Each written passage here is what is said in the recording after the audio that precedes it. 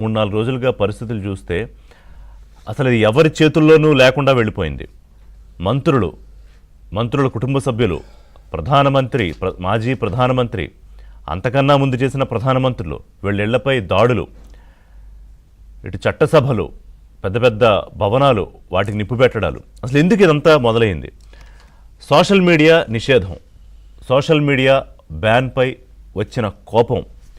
కేవలం పైకి social media ban మాత్రమే కనిపిస్తుంది, కానీ అదొక ట్రిగ్గర్ మాత్రమే. ఇది ఎప్పటి నుంచో ఆ నేపాల్లో ఉన్న ప్రజలకి ఒక అణిచివేసుకున్న ఒక ఆగ్రహం, ఆవేశం, అవన్నీ మొత్తం పెళ్ళిగిపోయి బయటకు వచ్చేసాయి. ఈ మధ్యకాలంలో బహుశా ఎవరూ విన్నంత, అంటే ఇంత స్థాయిలో ఈ జనరేషన్ జెడ్ అంటారు, జెన్జీ అని అంటాం దాన్ని షార్ట్ ఫామ్లో, మొత్తం ఈ ఆందోళనల్లో, ఈ రోడ్ల మీదకి వచ్చి దాడులు చేసిన వాళ్ళలో ప్రధానంగా ముందు వాళ్ళ దగ్గర నుంచే మొదలైంది. అసలు ఈ సోషల్ మీడియా బ్యాన్ ఎందుకు మొదలైంది?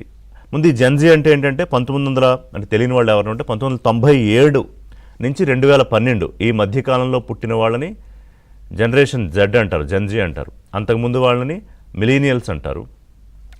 ఈ జెన్జీ తర్వాత 2013 నుంచి తర్వాత పుట్టిన వాళ్ళంతా ఆల్ఫా అంటున్నారు. తర్వాత ఇలా ఒక రక జనరేషన్స్కి ఒక్కొక్క పేరు ఉంటుంది.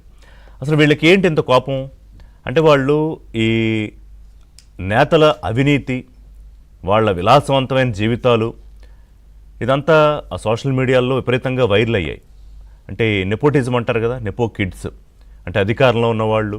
జనరల్గా ఎక్కడ మనకి నెపోటిజం అనే అలవాటు ఎక్కడ వస్తుందంటే ఈ సెలబ్రిటీల పిల్లలు, ఈ సినిమాలో నెపోటిజం. ఈ నెపోటిజం అంటే ఏంటంటే ఆల్రెడీ ఒక స్థాయిలో ఉండి మళ్ళీ వాళ్ళ పిల్లలు కూడా ఎటువంటి అర్హతలు లేకపోయినా అదే స్థాయిని ఎంజాయ్ చేస్తూ, అంటే అర్థం అవ్వడానికి చెప్తున్నా, ఆ విలాసవంతమైన జీవితాలు, కార్లు, బంగ్లాలు. The other side of the coin ఏంటంటే నేపాల్లో విపరీతమైన పేదరికం, అవినీతి, అసమానతలు, ఇవన్నీ ఉండి ఒక బియాండ్ ఏ స్టేజ్ దాటాక దాన్ని చూసి తీసుకొని లేని పరిస్థితి. అంటే మన జీవితాలేమో రోజు రోజుకి అధపాతాళంలోకి, వీళ్ళేమో బ్రహ్మాండమైన జీవితం. సో అక్కడి నుంచి ట్రిగ్గర్ అయ్యి ఆ పోస్టులు విపరీతంగా వైరల్ అయిన తర్వాత ఆబ్వియస్గా ప్రభుత్వం సోషల్ మీడియాని బ్యాన్ చేసింది. అక్కడ మొదలైంది ఈ సోషల్ మీడియా, సామాజిక మాధ్యమాల నిషేధాన్ని ఎత్తివేయాలి అని మొదలైన ఆందోళనలు ఎక్కడ దాకా వెళ్ళాయంటే, ప్రధానమంత్రి కేపీ ఓలీ రాజీనామా చేసి అనారోగ్యం అనే సాకు చెప్పి దేశం వదిలి దుబాయ్ పారిపోవాల్సిన పరిస్థితి వరకు వెళ్ళింది. సరే, ఆయనైతే వెళ్ళిపోయాడు అనుకోండి. సైన్యం ఇక్కడ ఏంటంటే, సైన్యం ఉండి కూడా ఏదన్నా ఇంత హడావుడి జరుగుతుంటే పోలీసులు చేయి దాటిపోతే సైన్యం వస్తుంది. మరి సైన్యం కూడా ఎందుకు కంట్రోల్ చేయలేకపోయింది? సరే, కొన్ని అంతర్జాతీయ కథనాలు చూస్తే అసలు ఇందులో సైన్యం కూడా వీళ్ళని రెచ్చగొట్టిందనో, లేకపోతే దీని వెనకాల సైన్యం పాత్ర ఉందనో కూడా వస్తున్నాయి. అది పూర్తిగా నిర్ధారించలేము. ఇంకా కొన్నాళ్ళు అయిన తర్వాత దీని మీద చర్చ ఒక కొలిక్కి వచ్చిన తర్వాత తెలుస్తుంది. సో మొదలుపెట్టింది జెన్జీ అయినా తర్వాత ఇంకా మిగతా యువత అంతా చేరారు. ఇక ఎవరైతే ఈ ఆగ్రహం, ఆవేశం ఉందో ప్రజలు వాళ్ళు చేరారు. ఇంకా కొన్ని శక్తులు కూడా చేరుంటాయి. ఎందుకంటే ఇక్కడ ప్రజాస్వామ్యం, డెమోక్రసీ వచ్చి సబ్జెక్ట్ కరెక్షన్ 17 ఏళ్ళు 16 ఏళ్ళు అయింది. ఈలోపే 12 ప్రభుత్వాలు మారాయి. అంతకుముందంతా 200 ఏళ్ళకి పైగా అక్కడ రాచరికమే. సో మళ్ళీ రాచరికాన్ని తీసుకురావాలి అనే కొన్ని శక్తులు కూడా ఆలోచిస్తూ ఉన్నాయి. మరి వాళ్ళ పాత్ర కూడా ఇందులో ఉందా? మధ్యలో ఎక్కడో అమెరికా ప్రస్తావన కూడా వచ్చింది. అమెరికా పాత్ర కూడా ఉందా అదృశ్యంగా అని. సో రీజన్ ఏదైనా కానీ ఇంత స్థాయిలో అసహనం దాటి అరాచకానికి వెళ్ళిపోయింది. మీరు విజువల్స్లో అంటే అసలు ఎవరిని కొడుతున్నారు, ఎందుకు కొడుతున్నారు? మంత్రులను అయితే రోడ్ల మీద తన్నించి కొట్టిన పరిస్థితి. హెలికాప్టర్లోంచి తాళ్లకు కట్టి మనం చూస్తున్న విజువల్ అదే. అంటే వాళ్ళని కింద తీసుకుని కారు ఎక్కించే పరిస్థితి కూడా లేదు. ఆ మంత్రులు వాళ్ళ కుటుంబ సభ్యుల్ని తాళ్లకు కట్టి హెలికాప్టర్లో తీసుకెళ్తున్నారు. వాళ్ళు పడినా పోతారు, అక్కడ ఉన్నా పోతారు. అలాంటి పరిస్థితి ఉంది నేపాల్లో. సో కొద్దిగా వెనక్కి వెళ్తే మీరు ఇలాంటి సిచ్యుయేషనే ఇంచుమించుగా బంగ్లాదేశ్లో చూసాం. బంగ్లాదేశ్ మాజీ ప్రధాని షేక్ హసీనా అక్కడి నుంచి పారిపోయి ఆవిడ భారతదేశంలో తలదాచుకున్నారు. సరే, ఇంగ్లాండ్ వెళ్ళాలా, అమెరికా వెళ్ళాలా, ఇదంతా చర్చ జరుగుతోంది. భారతదేశం అటు నుంచి సింగపూరు తిరిగి మళ్ళీ భారతదేశంలోనే ఉన్నారనుకుంటా వారు. ఎప్పటి నుంచో బంగ్లాదేశ్కి భారత్కు ఉన్న సంబంధాల రీత్యా మనమేమి అంటే ఆశ్రయం ఇవ్వలేదు, కానీ వారు ఇక్కడ స్టే చేస్తున్నారు.